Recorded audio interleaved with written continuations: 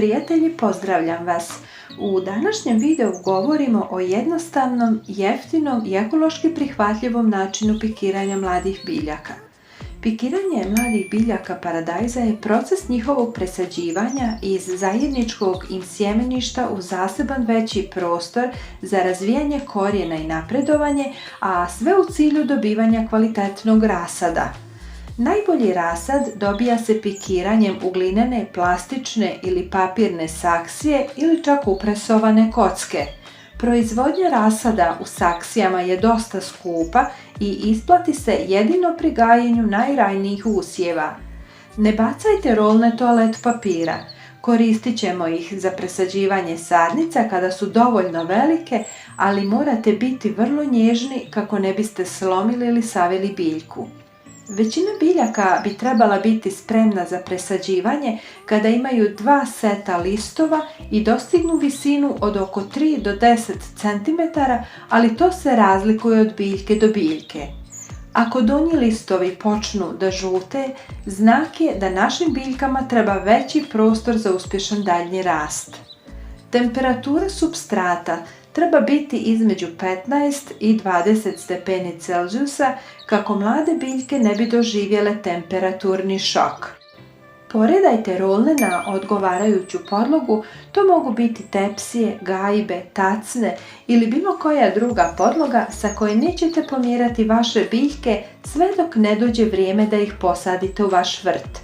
Rolne se pune supstratom pomoću lijevka ili uz pomoć nekih drugih posudica. Korijen treba da ostvari što bolji kontakt sa supstratom. Rupe mogu da se prave olovkom, a ako je mokra zemlja, biljke se mogu i sa prstom zabadati.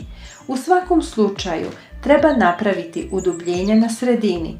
Sada presadite biljčice iz sjemeništa u rolnu gdje će imati više prostora za napredovanje. Dubina sadnje je do kotiledonovih listova. Biljke se usađuju u 2 do 3 cm veću dubinu od one u kojoj su do tada rasle. Nakon stavljanja biljke u novi prostor, zemlja se nagrne i zalije. Važno je da supstrat nije prejako utisnut jer će u tom slučaju voda teže prolaziti kroz njega, te će trebati više vode za navodnjavanje takvog rasada. I korijen biljaka se bolje razvija u rahlom, a ne u zbijenom supstratu. Stoga kad postavimo biljku u pripremljenu rupu, dovoljno ju je samo lagano utisnuti u supstrat i eventualno još malo pokriti sa supstratom, ali treba paziti da se ne ide iznad ruba posude.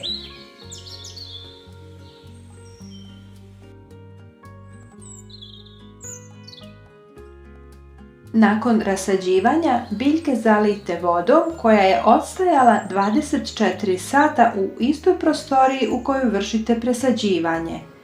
Presadnice držite na osvjetljenom mjestu uz povremeno zalijevanje.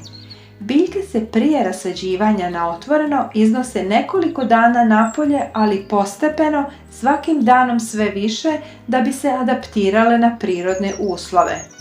Rolne toalet papira možete iskratiti ako su vaše biljke manje. Na njima možete i napisati koju vrstu paradajza rasađujete. Na ovaj način korijen će ostati neoštećen, a nećete imati dovoljno posla s rolnom jer će se zajedno s biljkom zakopati u vrt, a rolna toalet papira u dodiru s vlagom vremenom će se razgraditi.